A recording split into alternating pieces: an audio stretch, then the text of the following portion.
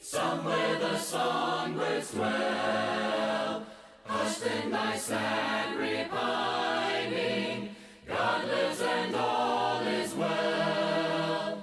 Somewhere beautiful, beautiful land, beautiful isle of somewhere, land of the true, where we live anew, beautiful isle of somewhere, somewhere the day is longer, somewhere the task is done, somewhere the heart is stronger, somewhere the guerdon won, somewhere beautiful, beautiful land, beautiful isle of somewhere, land of the true, where we live anew, beautiful isle of somewhere, somewhere the load is lifted, close by an open gate,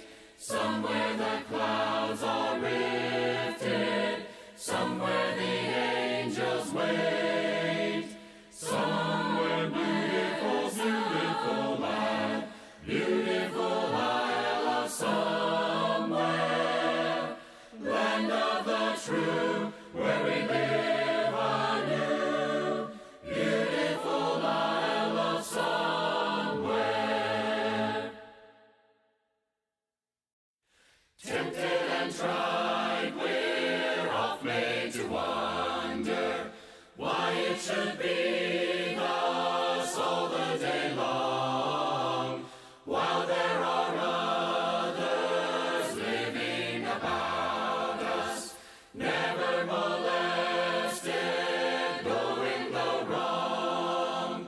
Farther along we'll know all about it, farther along we'll understand why. Cheer up, my brother, live in the sunshine, we'll understand it all by and by. When death has come and taken our loved ones, it leaves our home so lonely and drear. Then do we wonder why others prosper, living so wicked year after year. Farther along we'll know all about it, farther along we'll understand why. Cheer up, my brother, live in the sunshine, we'll understand it all by and by. When we see Jesus coming in glory, when he comes from his home in the sky, then we shall meet him in that bright mansion. We'll understand it all by and by. Farther along we'll know all about it, farther along we'll understand why. Cheer up, my brother, live in the sunshine, we'll understand it all by and by. When peace like a river attendeth my way, when sorrows like sea billows roll, whatever my lot. All right. So, Mark chapter 1. Remember, Mark is the fast-paced, quick, immediately, right after, Jesus is on the go, doesn't spend a lot of time except, ironically here, what we're seeing, Mark is concerned about the identity of Jesus as the Son of God. He's showing that. And he's concerned about what we believe. What do we believe about that as far as being a disciple? How does that impact us? And so all of these are showing that. And after we kind of get the first 15 verses, which is kind of the little bit of the setup, then you get into the narrative, beginning in Mark 1, verse 16. And we saw the calling of the first disciples that we, remember, we're up Sea of Galilee. So Jerusalem, Judea down in the south, Samaria kind of in the middle, Galilee up in the northern part. This is where Jesus, 11 of the 12 apostles are from. They'll spend a lot of time on the Sea of Galilee. Capernaum is up on this little bit northwestern corner of the Sea of Galilee. It is a large populated area, at least for their city sizes. And so Jesus will kind of make this his home base of operation. And we'll see here in just a moment why. Because Peter lives there, and with his mother-in-law, and so, or his mother-in-law likely lives with them, and so we saw that the calling of the disciples leave immediately. They left their nets and their father. Now, this wasn't the first time they heard Jesus. Again, we have to put in context. They were, some of these were disciples of John. John says, when he sees Jesus, he's the Lamb of God. So they were looking for the Messiah. They were at a fever pitch in the first century, anticipating. John, who they recognize as sent from a prophet, says he's the one to follow. So we leave and follow. And then we go find others, as they would go find their brothers or others and bring them to Jesus. Then we saw here in beginning in verse 21 through 24, you have a 24-hour period in the life of Jesus. Sounds like a TV show you'd do.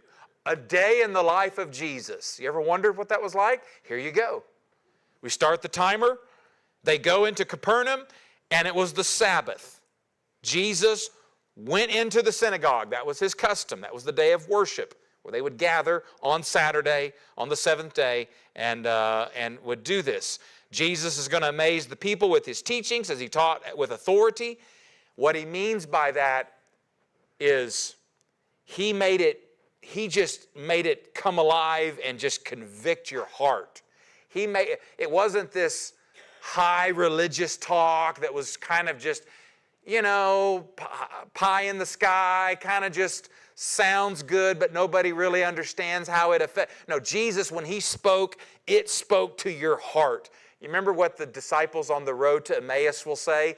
Didn't our hearts burn within us when he what? When he walked, when he spoke with them. Jesus just had a way of just with authority. And obviously as the Son of God. But and so he's teaching, and he's also casting out, he's healing. And so we have just then, so on this day, on the Sabbath day, a man was demon-possessed. We talked about that, and he cried out, "What do you want with us, Jesus of Nazareth? Have you come to destroy us? I know who you are, the Holy One of God." The demons know. Remember? The demons know. And yet James tells us they don't obey. They did not obey. Now this isn't they still have a shot. I've told you biblically there is no shot. It was a one and done. There was apparently a rebellion in heaven led by Satan, and that's it.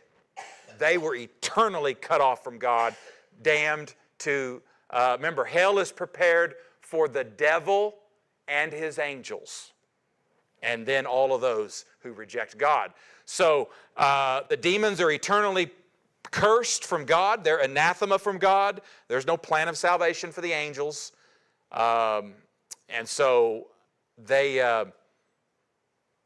and they're not switching sides today. You see some of this nonsense. No.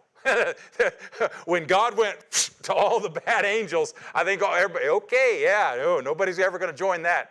in the presence of God. They were in heaven. So anyway, Satan now is the ruler of the demons of the demonic world, and so Jesus is. They're going to come at him in full force. Demon possession you do not see it in the Old Testament. It is a New Testament, first century, in the life of Jesus and the early church phenomenon. That's because I believe God said basically, have at my son. Come on, bring it. And the devil said, okay, I will. And literally unleashed hell of the demons of hell. And what did Jesus do? What's Jesus say to this one? He just says a word, what? And immediately, be quiet. Hush. Right? He's going to say it to the storm, remember? Be quiet. You say it to your kids. Hush. Jesus says it to a raging tsunami storm type. He says it to these demons that were so powerful. Remember later on, the man who's a demoniac, crying out at night, breaking the chains. They can't control him. Jesus has total authority. So, sin and Satan in our life is no match for Jesus. You and I, knockout, first round.